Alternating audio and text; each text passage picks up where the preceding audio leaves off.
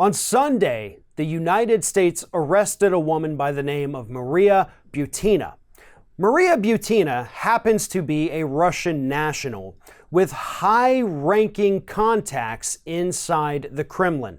And she was arrested, according to the release by the U.S. Department of Justice, for conspiracy to infiltrate groups inside the USA in order to influence them to be friendlier and give favorable policies to Russia. Basically, she was hired by the Kremlin, sent over here to the United States to infiltrate powerful groups, make powerful connections, and basically change U.S. politics in favor of Russia.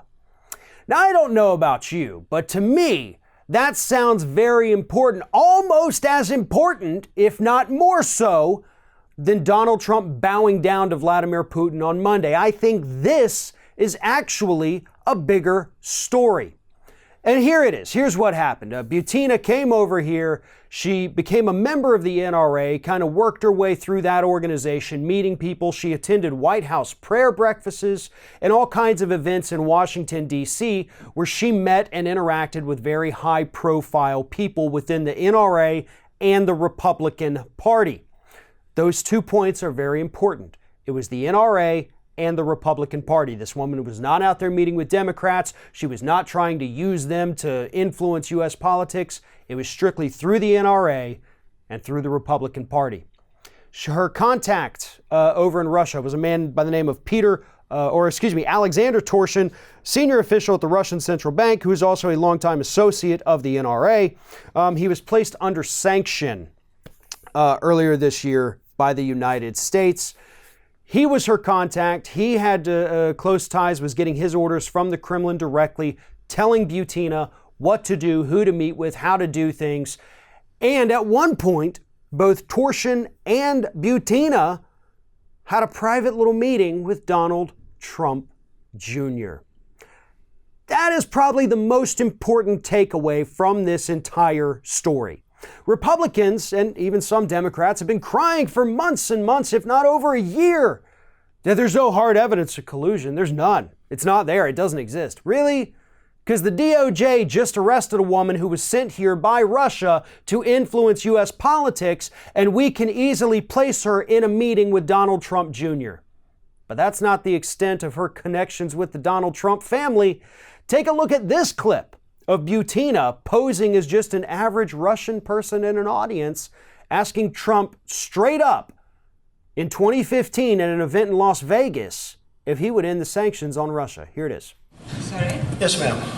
I'm visiting from Russia. So my question... Good friend of Obama, Putin. He likes Obama a lot. Go ahead. My question will be about foreign politics. Okay. If you would be elected as a president, what will be your foreign politics, especially in the relationships with my country?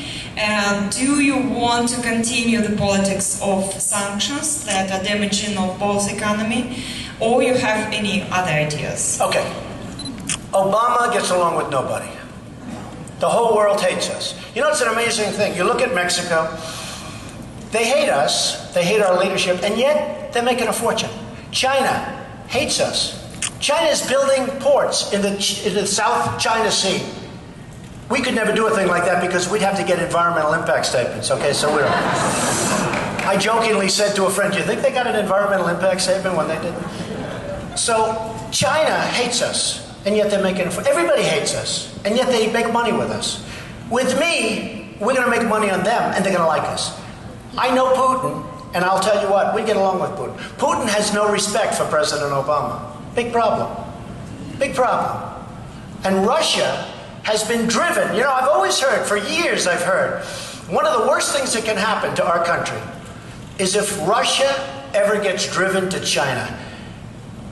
We have driven them together. With the big oil deals that are being made. We've driven them together. That's a horrible thing for this country. We have made them friends because of incompetent leadership. I believe I would get along very nicely with Putin, okay? And I mean where we have the strength. I don't think you'd need the sanctions. I think that we would get along very, very well. Now, don't get me wrong, that clip does not prove that Donald Trump colluded with her in any way at all.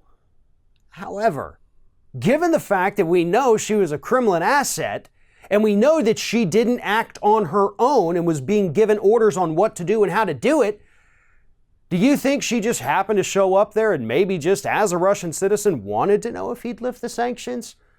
Or was she sent there to find out if he would lift the sanctions so that they would know who to support, who to help, who to reach out to during the campaign? I'm going to go with the latter. So yeah, that little clip doesn't say Donald Trump colluded with her. He didn't even know who she was. Yet, she became a very integral figure in this entire Russian collusion story. And the fact that the DOJ itself, which is packed with Donald Trump's appointees and many Republicans, felt the need to arrest her, none of that bodes well for Donald Trump or his family.